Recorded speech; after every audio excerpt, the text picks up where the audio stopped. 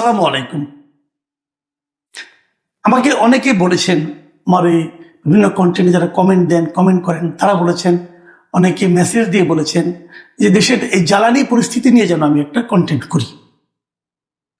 আসলে জ্বালানি পরিস্থিতি নিয়ে কি বলবো, এটা একটা বৈশ্বিক সমস্যা। এই মুহূর্তে পৃথিবীর এমন কোনো দেশ নেই যেখানে জ্বালানি সংকট দেখা যাচ্ছে না।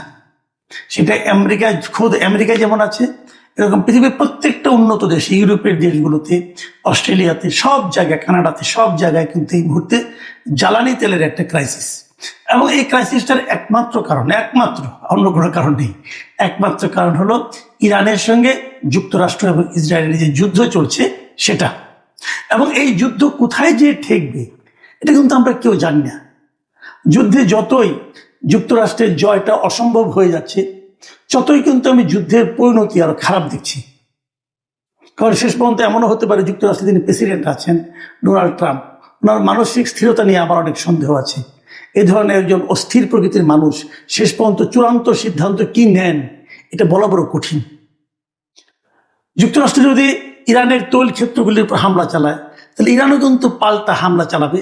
মধ্যপ্রাচ্যের যুক্তরাষ্ট্রে যারা নাকি মিত্র শক্তি আছে, যেমন সৌদি আরব অথবা কুয়েত, এই যে দেশগুলো আছে তেল সমৃদ্ধ দেশগুলো, তাদের উপরেও কিন্তু যুক্তরাষ্ট্র ইরান আঘাত হানতে পারে। যদি সেরকম আঘাত হানে, তাহলে কিন্তু মধ্যপ্রাচ্য থেকে যে তেল পাওয়া, এটা কিন্তু দীর্ঘ দিনের জন্য ক্ষতিগ্রস্ত হয়ে যাবে। কাজেই তেল সংকট, এটা কারণটা যেমন আমরা জানি, আগামী দিনগুলোতে তেলের কি হবে এটা আরো ভয়ঙ্কর হবে। এটা নিয়ে নতুন কোনোভাবে কোনো দেশের সরকারের যোগ্যতা অযোগ্যতার ব্যাপারটা কিন্তু এখানে নেই। সারা দুনিয়ারই একটা সমস্যা হবে। এবং যদি তেলের সমস্যাটা যেভাবে চলতে থাকে, তাহলে তেল থাকা না থাকা মানে, তেলের ঘাটতি থাকা মানে সবকিছুর ঘাটতি থাকা। আপনি একটা কথা ভাবেন, তেল না থাকলে কি হবে? কেবল আপনার বাসার আপনার রান্নার সমস্যা হবে, অথবা আপনার গ্যাস না থাকলে আপনার সিলিন্ডার থাকবে না, তা কিন্তু নয়। গাড়ি চলবে না, বাস চলবে না, ট্রাক চলবে না, পরিবহন ব্যবস্থা ভেঙে পড়বে, ট্রেন চলবে না, আপনি যোগাযোগ করতে পারবেন না, মালামাল এক জায়গা থেকে এক জায়গায় আনতে পারবেন না। এই একটা ভয়ঙ্কর অবস্থা। কাজেই ওই সময়ের কথা কল্পনা করে লাভ নেই। ওই সময় কথা কল্পনা করলে আজকে থেকে আপনার ঘুম নষ্ট হয়ে যাবে। আপনি আজকে থেকে আর ঘুমাতে পারবেন না। আপনি ভাবতে পারেন আপনার বাসায় ফ্যান চলবে না, অবুক চলবে না, কিভাবে? আপনি জীবনটা, আপনি তো অভ্যস্ত হয়ে গেছেন। তেল না থাকলে ইলেকট্রিসিটি পাবেন না আপনি, জ্বালানি না থাকলে, এলএনজি যদি না পান, তাহলে আমাদের ইলেকট্রিসিটি থাকবে না। কারণ আমাদের পাওয়ার যে এইগুলো আছে, আপনার যে সেক্টরগুলো আছে, সেগুলো কিন্তু এলএনজি নির্ভর। তাহলে কিভাবে হবে? সব একটা ভয়ঙ্কর পরিস্থিতি। কাজেই সেই পরিস্থিতিতে শেষ পর্যন্ত না যাক দুনিয়া, এই প্রত্যাশা করা ছাড়া, আল্লাহর কাছে প্রার্থনা করা ছাড়া আমার আপনার কিন্তু আর কিছু করার নেই। আসলে আমরা বর্তমান নিয়ে কথা বলি। বর্তমানের কি অবস্থা দেখুন। আমাদের দেশে তেলের কিন্তু একটা চাহিদা আছে। আমাদের দেশে প্রতি বছর 65 থেকে 68 লাখ টন জ্বালানি তেল আমদানি করা হয়। 65 থেকে 68 লাখ টন আমরা এটা ইম্পোর্ট করি, প্রধানত মধ্যপ্রাচ্য থেকে। এর মধ্যে ডিজেলটাই সবচেয়ে বেশি, ডিজেল এবং অপরিশোধিত তেল। যেটা অপরিশোধিত তেল আসে, ক্রুড অয়েল যেটাকে আমরা বলি, সেটাই আমাদের রিফাইনারিতে ওখানে রিফাইন করে ওখান থেকে আবার আলাদা আলাদা করে ভাগ করা হয়। কাজেই এই তেলের পরিমাণ খুব বেশি একটা না, আমাদের ক্রুড অয়েল খুব বেশি একটা আসে না। আমরা একদম পরিশোধিত তেলতে আনি। আমরা কেন ক্রুড অয়েল আনি না? দুটো কারণে আনি না। একটা কারণে আনি না, আমাদের রিফাইনারির ক্যাপাসিটি কম, আমরা অত বেশি রিফাইন করতে পারি না, 1 নম্বর কারণ। 2 নম্বর কারণ হলো, রিফাইনারিতে যদি আমরা পাঠাই, সেখানে ক্রুড অয়েল থেকে আমরা ডিজেল পাবো, পেট্রোল পাবো, অকটেন পাবো, মোবিল পাবো, অনেক কিছু পাবো। এর ক্যাটাগরি অনুযায়ী ভাগ হবে। কিন্তু আমাদের অকটেন এবং পেট্রোলের খুব একটা দরকার নেই। আমরা পেট্রোল এবং অকটেনটা পেয়ে যাই আমাদের যে গ্যাস সেক্টর, গ্যাস ফিল্ডগুলো আছে, এই গ্যাস ফিল্ডের সঙ্গে যখন আমরা গ্যাস উত্তোলন করি, তখন তার বাই প্রোডাক্ট হিসেবে কন্ডেনসেট নামে একটা জিনিস উঠে, তরল পদার্থ উঠে। সেখান থেকে আমরা ওটাকে আমরা করে অকটেন এবং পেট্রোল পাই, পেট্রোলই পাই বেশি। কাজে ওটা আমাদের যে মূল টোটাল যে চাহিদা, এই চাহিদার অর্ধেকেরও বেশি আমরা ওখান থেকে পেয়ে যাই। আর আমাদের দেশে কিন্তু পেট্রোল এবং অকটেনের চেয়ে ডিজেলের চাহিদা বেশি। মাথায় রাখবেন, আমরা কিন্তু ভুল বুঝি। এই যে আমরা প্রতিদিন যে পাম্পগুলোর সামনে বিশাল লাইন দেখি, এটা কিন্তু ডিজেলের জন্য লাইন না, এটা মূলত ডিজেলের লাইন আছে, কিন্তু এটা মূলত লাইনটা হলো পেট্রোলের লাইন। এই প্রাইভেট কার বলেন, মোটরসাইকেল বলেন, এগুলো সব কিন্তু পেট্রোল অথবা অকটেনের লাইন। কাজেই পেট্রোল এবং অকটেনের লাইন আমাদের দেশে হওয়া উচিত না, মানে প্রয়োজন নাই। এটা আমাদের দেশে এখনো পর্যাপ্ত সরবরাহ আছে এবং কখনোই যত কিছুই হোক মধ্যপ্রাচ্যে আমাদের কখনোই কিন্তু পেট্রোল এবং অকটেনের কোনো ঝামেলা হবে না, কারণ আমরা এটা একদম, আমাদের দেশ কখনোই পেট্রোল এবং অকটেন শূন্য হবে না, কারণ এটা আমরা নিজেরাই পাই, আমাদের এখানে আছে, আমাদের গ্যাস ফিল্ডগুলোতে আছে। কাজেই এটা কখনো একদম জিরো হয়ে যাবে না, কমে যাবে হয়তো বা জিরো হয়ে যাবে না। মূল ঝামেলাটা হচ্ছে ডিজেলে, কারণ ডিজেল দিয়ে কিন্তু আমরা ট্রাক চলে, বাস চলে, এমনকি আমাদের যে সেচ ব্যবস্থা, সামনে কিন্তু বোরোর মৌসুম, এই বোরোর মৌসুমে কিন্তু আমাদের সেচ দরকার আছে, এই সেচের যে তেলটা এটা কিন্তু আমাদের ডিজেল থেকে আসে। আমাদের দেশটা হলো নদী প্রধান দেশ, আপনারা জানেন, নদীমাতৃক দেশ বলি আমরা। আমাদের এখানে প্রচুর নৌকা চলে, আমাদের যত নৌকা চলে সবই কিন্তু এখন এই ইঞ্জিন চালিত নৌকা, সেই ইঞ্জিনের যে তেলটা এটা হলো ডিজেল। কাজে আমাদের ডিজেলের প্রয়োজনটা সবচেয়ে বেশি।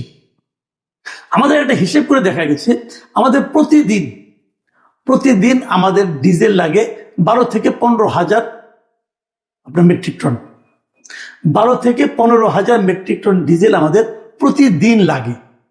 এখন যদি আপনি বলেন তাহলে আমাদের আছে কত, এখন আমাদের এই মুহূর্তে একটা হিসেব করে দেখা গেছে আমাদের ডিজেল এখন মনে করেন 10-15 দিনের মতো আছে। 10-15, যদি আমরা এই একই হারে খরচ করতে থাকি 10 থেকে 15 দিন আমাদের ডিজেলে চলবে। এটা হলো একটা হিসাব, সরকারি হিসাব বলতে পারেন আপনি এটাকে, এটা বিশেষজ্ঞরা তাই বলছে। এখন এতে ভয় পাওয়ার কিছু নাই, এই কারণে যে আরো ডিজেল কিন্তু এর মধ্যে আসছে। এর মধ্যে আজকে সর্বশেষ যে খবরটা পেলাম যে চট্টগ্রাম পোর্টে সিঙ্গাপুর থেকে একটা জাহাজ ভর্তি ডিজেল এসে পৌঁছেছে। কাজে একদিকে খরচ হতে থাকবে, আরেকদিকে আসতে থাকবে, এই ধরনের একটা নিজস্ব কিন্তু আমাদের একটা ব্যবস্থা আছে। এখন আমরা কতটুকু পাবো, এই জন্য কিন্তু আমি মনে করি আতঙ্কিত হওয়ার খুব কারণ নাই, কিন্তু তারপরেও আতঙ্ক ওইটা, যদি যুদ্ধটা না থামে তাহলে আমরা কি করব। এখন আপনি বলবেন তাহলে এত ভিড়টা আমাদের কেন হলো, এর কারণ কিন্তু আসলে আর কিছু না, এর হলো মানুষের মধ্যে একটা আতঙ্ক তৈরি হয়েছে। এই আতঙ্কটা তৈরি করার জন্য সরকার দায়ী, সরকারের জ্বালানি মন্ত্রণালয় দায়ী, সরকারের জ্বালানি মন্ত্রী দায়ী। উনি কিন্তু মার্চ মাসের শেষ দিকে উনি নিজেই ঘোষণা করে বসে আছিলেন যে এখন থেকে তেলের রেশনিং করা হবে। এই যে রেশনিং কথা উনি উচ্চারণ করলেন না, এটা উচ্চারণ করেই মানুষের মধ্যে একটা উনি আতঙ্ক, প্যানিক ঢুকিয়ে দিয়েছেন, এবং মানুষ এরকম আতঙ্কিত হয়ে এরকম ভাবে তেল কেনা শুরু করেছে। যার আগে দেখতেন আপনি একটা মোটরসাইকেল যে চালায় তার ট্যাঙ্কে হয়তো 10 লিটার তেল আটে, সে কিন্তু 3 লিটার তেল দিয়ে ঘুরতেছে, কোনো সমস্যা নেই। এখন আপনি যত লোক মোটরসাইকেল চালায় খবর নিয়ে দেখেন কারো ট্যাঙ্কি কিন্তু খালি নাই। ধরেন 10 লিটার তেল ভরলো, 2 লিটার তেল ফুরিয়ে গেল, সে আবার কিন্তু বাসায় যাওয়ার সময় আবার যে লাইনে আধা ঘন্টা 2 ঘন্টা দাঁড়িয়ে থেকে ট্যাঙ্কিটা ফুল করে নিয়ে যায়, কারণ তার মধ্যে ভয় ঢুকে গেছে যদি কাল থেকে আবার তেল না পাই। কাজে সবসময় ট্যাঙ্কিটাকে ফুল রাখি, এই যে টেন্ডেন্সিটা, এটার কারণে কিন্তু এখন আপনি লাইনগুলি দেখতে পাচ্ছেন। এই লাইনটা আসলে কৃত্রিম লাইন। এই লাইনে আরেকটা কারণ আছে, আরেকটা কারণ হলো যে যারা নাকি ব্যবসায়ী, এই ব্যবসায়ীরা যারা অসাধু ব্যবসায়ী, যখনই শুনছে তেলের ক্রাইসিস, তারা ভেবেছে যে তেলের ক্রাইসিসকে কেন্দ্র করে তারা তেলের একটা চোরা কারবারি করতে পারবে, বিদেশে মানে ইন্ডিয়াতে পাঠিয়ে দিতে পারবে, একটা চোরা কারবারির পথ আছে, অথবা মানুষের কাছে বাড়তি দামে বিক্রি করতে পারবে। আমি কিন্তু দেখেছি, ঈদের দিন আমি দেখেছি অনেক মোটরসাইকেল চালক যারা আছে তারা তেল না পেয়ে ওই বোতলে করে 1 লিটার 2 লিটার তেল তারা কিনেছে, 200 টাকা 300 টাকা পর্যন্ত তারা লিটার হিসেবে কিনেছে। ওটা একটা সাময়িক ব্যবসা তারা করার চেষ্টা করেছে, কিন্তু এই ব্যাপারে সরকারের কিন্তু খুব সিরিয়াস হয়েছে এইভাবে যে তারা কারা কারা তেল মজুত করছে এটা উদ্ধারের জন্য চেষ্টা করছে, পুরস্কার ঘোষণা করেছে যে মজুতদারদেরকে ধরিয়ে দিতে পারলে পুরস্কৃত করা হবে। এবং এই কারণে অলরেডি মজুতদার ধরা পড়ছে। এর দেখলাম যে ট্রাঙ্কের মধ্যে নাকি তেল ঢুকে রাখছিল। এখন ভাবতে পারেন কিভাবে মানুষ মজুত করছে, মাটির নিচে গর্ত করে ড্রাম বানিয়ে এর মধ্যে বিভিন্নভাবে তেল রেখেছিল। এর মধ্যে জানা গেছে, যেটা আমি জানলাম কয়েকদিন আগে, প্রায় 2.25 লাখ লিটার তেল কিন্তু এভাবে উদ্ধার করা হয়েছে। আমি মনে করি যাদের কাছ থেকে উদ্ধার করা হয়েছে তাদের বিরুদ্ধে কঠোরতম শাস্তির ব্যবস্থা করা উচিত, করলে বাকিরা এর উপরে একটু কেয়ারফুল হবে। এবং এক্ষেত্রে সরকারের একটা ভূমিকা খুব আমার পছন্দ হয়েছে, যদিও সেটা সরকারের জন্য অনেকটা পেইনফুল ডিসিশন ছিল। সেটা হলো সরকার তেলের দাম বাড়াবে না বলে ঘোষণা করেছে। এই যে তেলের দাম বাড়াবে না বাড়ানোর যে ঘোষণা, এই ঘোষণাটা কিন্তু এই মজুতদারদের জন্য একটা নেতিবাচক ব্যাপার ছিল।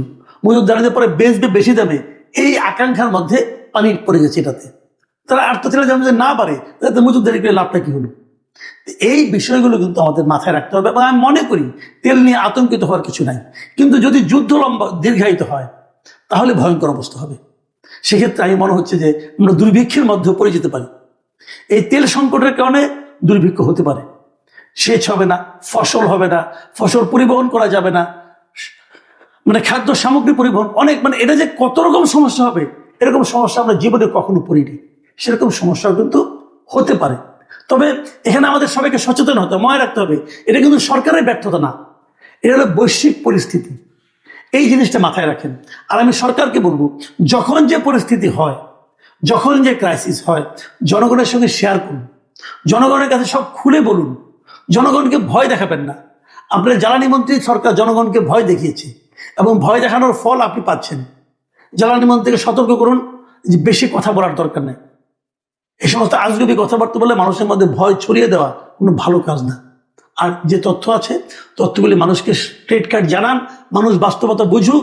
যদি বজ্রপাত হয়, আপনি হয়তো আপনার বাচ্চাকে বলেন না বজ্রপাত হয় নাই, এটা এমনি একটা শব্দ, তাহলে বাচ্চা কি শান্তি পাবে?